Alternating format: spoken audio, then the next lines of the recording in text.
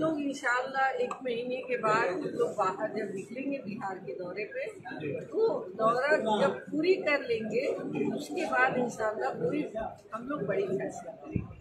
तो मैडम, बिहार दौरा कब से शुरुआत होगी और क्या कुछ मैसेज देंगी हम तमाम बिहार वासियों से? ये बिहार वासियों को हम यही मैसेज देंगे कि हमारी दुख की घड़ी में आप लोग हमारे साथ हैं। आप लोगों का बहुत बहुत शुक्रिया, और इंशाअल्लाह जब तक मैं हूँ आप लोगों के साथ हूँ। और डॉक्टर मोहम्मद शहाबुद्दीन साहब मरहूम नहीं रहे, लेकिन मैं 5% जरूर उनकी कमी को पूरी करने की कोशिश करूँगी। मैडम, कार्यकर्ताओं का डिमांड है कि अब इस पार्टी में रहना ठीक नहीं है, तो आगे क्या कुछ आप लोग का निर्णय है?